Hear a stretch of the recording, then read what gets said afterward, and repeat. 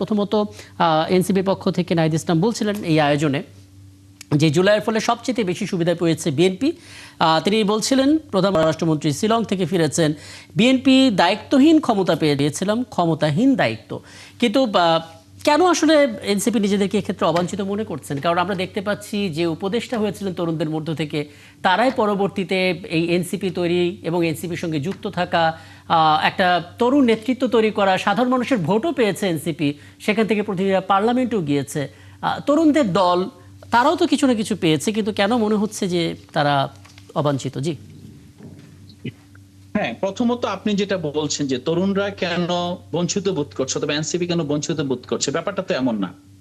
এখানে ধরেন বিএনপি কি পেয়েছে সেই কথা যদি আমরা তুলনা করি, তার মানে এমন না যে বিএনপির এগেইনস্টে এনসিপি দাঁড়িয়ে আছে, বিএনপি কিছু পেয়েছে বলে এনসিপি পায় নাই। পুরো বক্তব্যের মধ্যে কিন্তু মানে আলাউদ্দিন মোহাম্মদ, আমি যদি আপনাকে পুরোটা শোনাতে পারি, অনেক দীর্ঘ এবং পুরোটার মধ্যে আক্ষেপটা ছিল কিন্তু, এবং এখানে বলা হচ্ছিল আমাদের কোনো মানে দায়িত্ব, আমরা ক্ষমতাহীন দায়িত্ব পেয়েছি ইত্যাদি। একটা বিষয় বলি, এখানে মূলত আপনারা যেভাবে এটাকে ফ্রেম করছেন, জি আমি এবং আমার নেতা আমরা এইভাবে এটাকে ফ্রেম করি না। আমরা যে সিচুয়েশনটাকে দেখি সেটা হলো জুলাই, আমরা যদি বলে জুলাইয়ের সবচেয়ে বেশি বেনিফিশিয়ারি কে, বিএনপি, এটা তো একটা ফ্যাক্ট। এখন আমরা কিন্তু এটা বলছি না যে আমরা আন্দোলন করেছি বিএনপি বেনিফিশিয়ারি, এটা বলছি না। বিষয়টা হলো যে জুলাই আসাতে বাংলাদেশের আপামর মানুষ যে যার জায়গা থেকে আপনার তারা উপকৃত হয়েছে।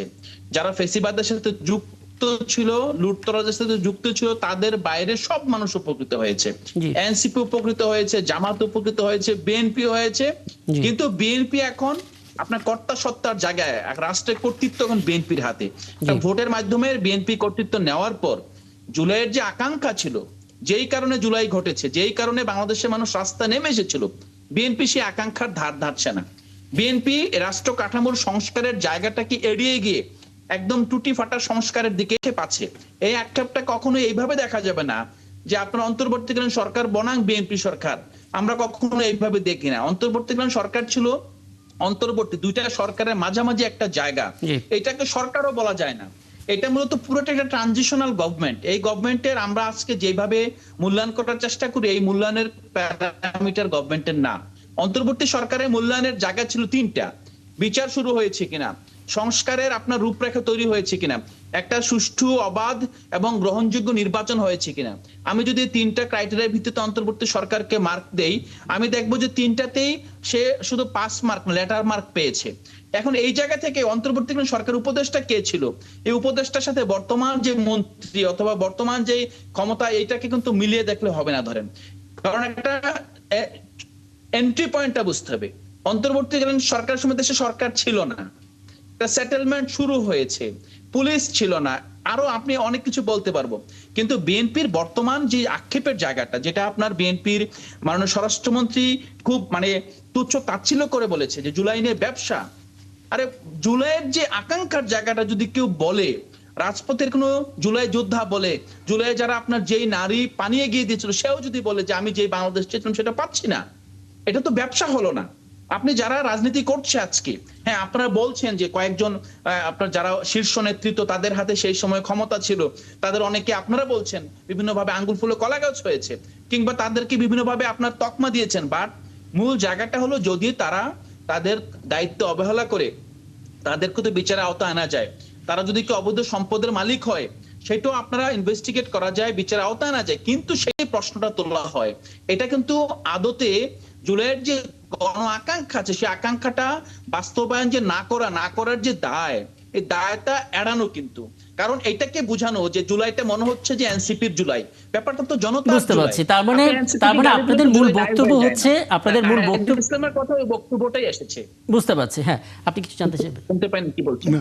হ্যাঁ, আমি তাহলে একটু এবে মোশাররফ হোসেন আপনার একটা মতামত নেই। মানে প্রথম কথা হচ্ছে, এটা আসলে সাদা চোখে অনেকেই হয়তো বলবেন যে বিএনপি জুলাইয়ের ফলে সবচেয়ে বেশি সুবিধা পেয়েছে, এবং এই জিনিসটার ব্যাখ্যা আসলে বিএনপির দিক থেকে কিভাবে আসবে, যে বিএনপি আদৌ কি সবচেয়ে বেশি সুবিধা পেল, নাকি অন্য কোনো রাজনৈতিক দলও সেই সুবিধাটা, মানে এটা আসলে পরিমাপটা কে করবে, কিভাবে হয় এটা আসলে, সর্বোচ্চ সুবিধাটা আসলে কে পেয়েছে? দ্বিতীয় বিষয় হচ্ছে যে বিএনপি কি আদৌ মনে করে সংবিধান সংস্কার সংক্রান্ত আদেশ অবৈধ? যদি সেটা মনে করে, তাহলে রাষ্ট্রপতির বিরুদ্ধে যে ব্যবস্থা নেওয়ার কথা বলা হচ্ছে, আদেশ দেওয়ার ক্ষেত্রে নির্বাচন কমিশন যে শপথ পড়েছেন সেটাও তো অবৈধ হওয়ার কথা, যে প্রশ্নটা আসলে নাহিদ ইসলাম রেখেছিলেন। জি না, এখানে আপনি একটা জিনিস লক্ষ্য করুন যে জুলাইয়ের আকাঙ্ক্ষাটা কি ছিল, অথবা 16 বছর যে আমরা আন্দোলন সংগ্রাম করেছিলেন, এইটার লক্ষ্যটা কি ছিল, যে একটা গণতান্ত্রিক বাংলাদেশ নির্মাণ। আপনি দেখবেন যে জুলাইয়ের গণ অভ্যুত্থান সেই আকাঙ্ক্ষাটাকে পূর্ণ করেছে। বরং তারপর যে যাত্রাটা আমরা শুরু করেছি, সেই যাত্রাটায় জনগণের অধিকারকে আমরা সমুন্নত রাখতে পারছি কিনা, এইটা বড় ব্যাপার। যেমন বাংলাদেশের মানুষ দীর্ঘ 15 বছর কোনো ভোট দিতে পারে, এখন দেখেন যে জনগণের হাতে ভোটের সে অধিকারটা ফিরে গেছে, যার জন্য আমাদের নেত্রী বেগম খালেদা জিয়া বলেছিলেন, আপনার নিচে মনে থাকার কথা, আমি জনগণের ক্ষমতা জনগণের হাতে ফিরিয়ে দিতে চাই। আজকে জুলাই গণ অভ্যুত্থানের মাধ্যমে সেই ক্ষমতাটা কিন্তু জনগণের কাছে ফিরে গেছে, যার কারণে তাদের ভোটের মাধ্যমে একটা সার্বভৌম জাতীয় সংসদ গঠন করা হয়েছে, এবং সেই সংসদের মাধ্যমে আজকে একটা সরকার রাষ্ট্রীয় ক্ষমতায় আছে। এখন দেখতে হবে সেই সরকার জন আকাঙ্ক্ষাতে পূরণ করতে পারে কিনা। এখানে কোন দল বেনিফিট হলো, কোন দল বেনিফিট পায় নাই, সেটা বলার এখানে সুযোগ আছে বলে আমি মনে করি না। আর আপনি যদি সেই প্রশ্ন তুলতে যান, তাইলে আমার তো মনে হয় জনরায়কে আপনি অবজ্ঞা করছেন। কারণ বাংলাদেশের আমরা চেয়েছিলাম জনগণের ক্ষমতায়ন, সেই জনগণ তাদের মতামতের ভিত্তিতে ভোট দিয়ে একটি দলকে নির্বাচিত করেছে। সুতরাং এখানে কে লাভবান হয়েছে কে লাভবান হয়নি এইটা, বরং আমরা মনে করি জনগণ লাভবান হয়েছে, জনগণের আকাঙ্ক্ষাটা বাস্তবায়ন আজকে হচ্ছে। আজকে আমি এখানে আলাউদ্দিন মোহাম্মদ আছে, তারা আমাদের বিরুদ্ধে কিন্তু মানে এই সরকারের বিরুদ্ধে বক্তব্য দেয়, তারা প্রসেশন করে, তারা সংসদে বক্তব্য তুলে ধরে।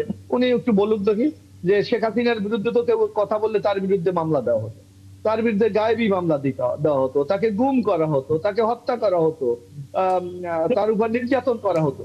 এই 5 মাসের একটি সরকার রাষ্ট্রীয় ক্ষমতায় আসার পর একটা মিথ্যা মামলা হয়েছে, একটা গায়েবী মামলা হয়েছে, কাউকে কি গুম করা হয়েছে, কারো বিরুদ্ধে নির্যাতন করা হয়েছে? মাননীয় সংসদ সদস্য, আপনি যেই আলাপেই এখন করেন না কেন, দিন শেষে আমরা দেখতে পাচ্ছি বাংলাদেশের রাজনীতি আটকে আছে 2টা শব্দের মধ্যে, সংশোধন এবং সংস্কার। এই মীমাংসা আসলে কিভাবে করবেন? মানে এই মীমাংসা না হলে তো মানে টেবিলেই কেউ বসছে না, কমিটি তৈরি হলো, সে কমিটিতে বিরোধী দলে কেউ থাকবে না। না, এখন আপনাকে দেখতে হবে, আপনি এখানে আলাউদ্দিন মোহাম্মদ অথবা আবুল কালাম আজাদ সাহেব আছে, যে আপনাকে দেখতে হবে যে শেখ হাসিনা গভর্নমেন্টের পর আমরা যে কথাটি বারবার বলেছিলাম, এখানে একটা সুযোগ ছিল কিন্তু একটা জাতীয় গভর্নমেন্ট করা, একটা বিপ্লবী সরকার করা, সেটা কিন্তু কোনো কারণে হয়নি। তাইলে দেশটা চলেছে কিভাবে? কনস্টিটিউশনের ধারাবাহিকতায় কিন্তু চলছে। কনস্টিটিউশনে আমাদের কেয়ারটেকার গভর্নমেন্টের বিধান ছিল না, ইন্টেরিয়াম গভর্নমেন্ট, কিন্তু এইটার একটা সলিউশন কিন্তু আমাদের সংবিধানে আছে। কারণ আমাদের এই যে সংবিধানের গার্ডিয়ান হলো আমাদের সুপ্রিম কোর্ট। সেই যখন একটা রাষ্ট্রের শূন্যতা তৈরি হয়েছে, যে প্রধানমন্ত্রী পালিয়ে গেছে, মাননীয় রাষ্ট্রপতি সংসদ ভেঙে দিয়েছে, তাহলে একটা বিরাট ভ্যাকুয়াম এখানে তৈরি হয়েছে। তখন কি 106 এর আর্টিকেল অনুসারে আপনি মহামান্য আদালতে গিয়েছেন, আদালত আপনাকে একটা ভার্ডিক্ট দিয়েছে যেটা ডক্টর অফ নেসেসিটির আলোকে। সুতরাং আপনাকে তো একটা কনস্টিটিউশনাল গভর্নমেন্টের মাধ্যমে আমরা গিয়েছি, যে আপনি কনস্টিটিউশন যদি মানেন, তাহলে কনস্টিটিউশনের অন্যান্য যেই আর্টিকেল গুলি আছে, যেই বিধিগুলি আছে, সেগুলি তো আপনাদেরকে মানতে হবে। এখন আমি যদি বলি আমি একটা কনস্টিটিউশনাল গভর্নমেন্টের থেকে আমি যদি বলি না আমি এই কনস্টিটিউশন মানি না, তাইলে এটা নিয়ে তো প্রশ্ন দেখা দিতে পারে। এখন আপনি দেখেন যে এখানে এনসিপি, তখন তো বৈষম্য বিরোধী ছাত্র আন্দোলন ছিল, তাদের তো 3 জন গভর্নমেন্টে ছিলেন। কোন গভর্নমেন্টে ছিলেন? সেই কনস্টিটিউশনাল গভর্নমেন্টে। তারা মহামান্য রাষ্ট্রপতির কাছে গিয়েছে, শপথ নিয়েছে, এবং রাষ্ট্রের যে ধারাবাহিকতা আছে একটা সংবিধানে, সেইভাবে রাষ্ট্র পরিচালনা করেছে। এখন ওনারা বলবে যে আমরা ওই যে একটা সাংবিধানিক পরিষদ করব। আপনি কিভাবে পরিষদ করবেন? রাষ্ট্র কি ফেল হয়েছে? এটা কি ফেইল স্টেট? অথবা রাষ্ট্র অকার্যকর হয়ে গেছে? তো হয় নাই। বরং আমরা দেখেছি যে ইন্ডিয়ান গভর্নমেন্টের সময় সেই ভেঙে পড়া অর্থনীতিকে পুনর্জাগরণের চেষ্টা করা হয়েছে, আইন শৃঙ্খলাকে পুনরুদ্ধার করা চলেছে, দলীয় যে একটি মানে আমরা যখন এই রাজনীতিক নিয়ে আলাপটা করতে যাই, তখনই আমরা আসলে সামনে এগুলোর চেয়ে পেছনেই বেশি হাঁটতে শুরু করি, মানে ঘুরে ফিরে আমরা ওই অন্তর্বর্তী সরকারের আমলেই চলে আসি। আলাউদ্দিন মোহাম্মদ, আপনি কি বলবেন, মানে এখনই সংবিধান সংশোধন কমিটিকে আপনারা প্রহসন শব্দটা ব্যবহার করছেন, এবং এটাও বলছেন এটা যদি পরিবর্তন না ঘটা হয় তাহলে জুলাইয়ের সব শক্তি নিয়ে রাজপথে নামতে আমরা বাধ্য হব, ওলামা কেরাম সহ। মানে বিষয়টা হচ্ছে সংশোধন। আমি একটু শব্দ যোগ করতে পারি, প্লিজ? হ্যাঁ করুন, ছোট করে। আপনি দেখবেন এখানে আলাউদ্দিন মাহমুদ আছে, নিশ্চয়ই উনি অত্যন্ত এই প্রজন্মের মধ্যে অত্যন্ত সচেতন একজন মানুষ। আপনি দেখেন জুলাই সনদে আপনি যদি 84টি দফার মধ্যে দেখেন, সেখানে 1 থেকে 47 স্পষ্ট বলা আছে এই দফাগুলি বাস্তবায়ন হবে সংবিধান সংশোধনের মাধ্যমে। তাহলে আপনি সেই শর্তটাকে আপনি কোথায় রাখবেন? জি, আলাউদ্দিন মোহাম্মদ। না, আমার যেটা মানে এই জায়গায় তো এটা পুরনো তর্ক, এবং এটা দুঃখজনক ভাবে এই পুরনো তর্কের ভিতরে বিএনপি আমাদেরকে ডুবিয়ে রাখতে চায়। একটা বিষয়, আপনার জনগণ রায় দিয়েছে, জনগণ যেই রায় দিয়ে 51% আপনার মানুষের রায়ে সংসদে 2/3 সংখ্যাগরিষ্ঠতা পেয়েছেন, আবার 68% জনগণ সেম ভোটার আপনার হা ভোটের পক্ষে রায় দিয়েছে। আপনি এখন জনগণের এই হা ভোটের যে রায়, যে ম্যান্ডেট, এই ম্যান্ডেটটাকে বাস্তবায়ন করবেন না? এখন যদি মনে যে ঠিক আছে বাস্তবায়ন বিএনপি করবে না, আচ্ছা বিএনপি যদি ইতিহাস রাস্তা করে নিক্ষিপ্ত হতে চায়, আমাদের কাজ কি?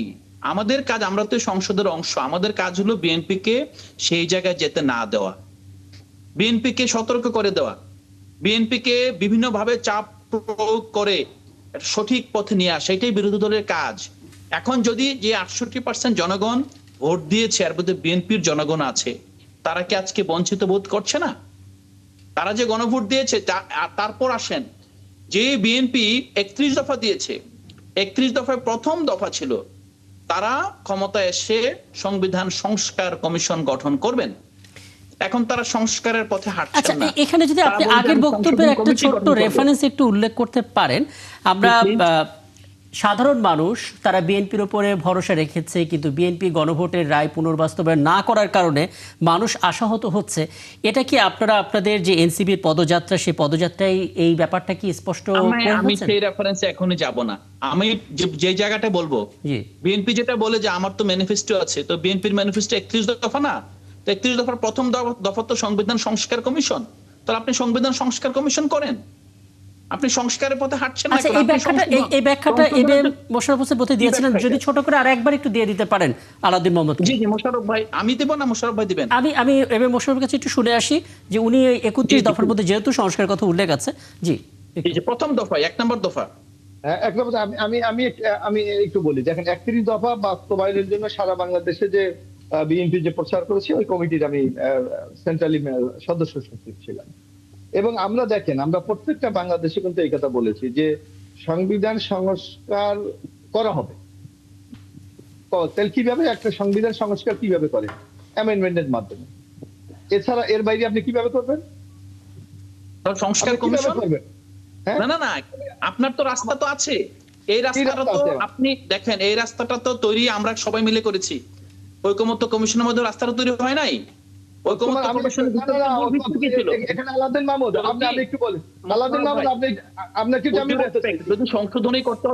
যদি সংশোধন করতে হতো তাহলে তো ঐকমত্য কমিশন দরকার ছিল না। আপনার এই যে সংস্কার কমিশন, ঐকমত্য কমিশনের এইটা আমার কাছে আছে, এই দেখেন এখানে কি বলা আছে, আপনি স্পষ্ট বলা আছে, দেখেন আপনি নোটটা কি, এই নোট অফ ডিসেন্টটা কি? অবশ্য কোন রাজনৈতিক দল বা জোট তাদের নির্বাচনী ইশতেহারে, মানে আমি যেটা নোট অফ ডিসেন্ট দিয়েছি, উল্লেখপূর্বক যদি জনগণের ম্যান্ডেট লাভ করে, তাহলে তারা সেই মতে ব্যবস্থা গ্রহণ করতে পারে। না, এই সনদ, যে সনদটা আপনি রেফারেন্স হিসেবে দেখাচ্ছেন, এই সনদ তো গত হয়ে গিয়েছে। যখন এই সনদের আমি বলছি, এই সনদে যখন সনদ আপনারা স্বাক্ষর করলেন, আমরা স্বাক্ষর করি নাই। আমরা বলছি যে এই সনদে যদি আইনি বৈধতা না থাকে তাহলে আমরা স্বাক্ষর করবো না। আইনি বৈধতা দেওয়ার জন্য আবার ঐকমত্য কমিশনের মিটিং বসলো। সেই মিটিং এ আপনাদের দল থেকে প্রতিনিধি গিয়ে বললেন যে আমরা গণভোটে রাজি। এখন গণভোটের মাধ্যমে এই আপনার জুলাই সনদ বাস্তবায়ন করা হোক। তো গণভোটে কি করা হলো? গণভোটে মূলত নোট অফ ডিসেন্ট গুলো উঠিয়ে দেওয়া হলো।